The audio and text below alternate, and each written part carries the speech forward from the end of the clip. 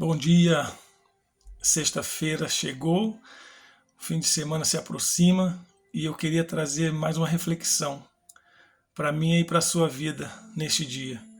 No final do Sermão da Montanha, quando Jesus escreve ali sobre os dois fundamentos, eu queria compartilhar com você no livro de Mateus, capítulo 7, versículo 24 até o 27. Mateus 7, versículo 24 até o 27, diz assim: Todo aquele, pois, que ouve essas palavras e as pratica, será comparado a um homem prudente, que edificou sua casa sobre a rocha. E caiu a chuva, transbordaram os rios, sopraram os ventos, e deram com ímpeto contra aquela casa, que não caiu, porque fora edificada sobre a rocha. Versículo 26. E todo aquele que ouve essas minhas palavras e não as pratica, será comparado a um homem insensato, que edificou a sua casa sobre a areia.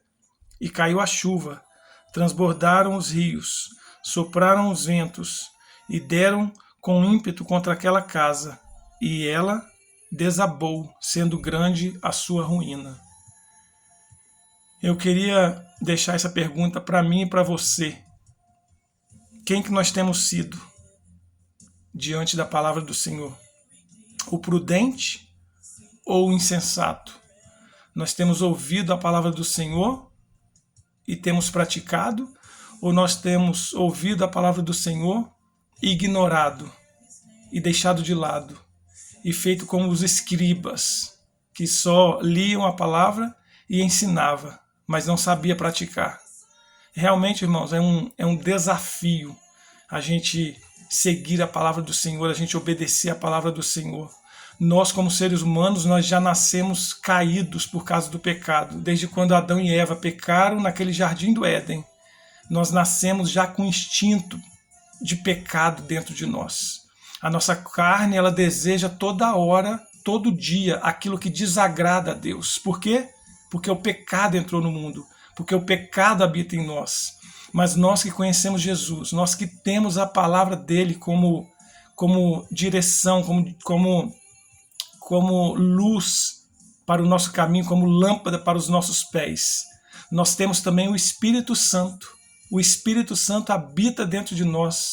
Isso não quer dizer que as tentações não vão chegar, isso não quer dizer que as provas não vão chegar, que a doença não vai chegar, isso não quer dizer que o diabo ele não vai nos tentar.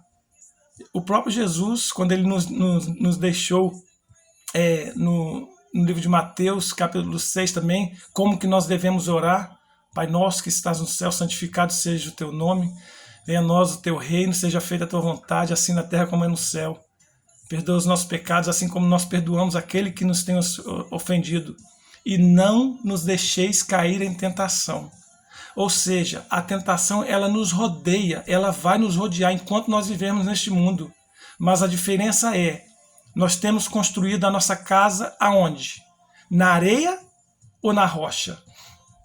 Nós temos ouvido a palavra do Senhor e temos praticado, ou nós temos ouvido e deixado de lado? O desafio está posto.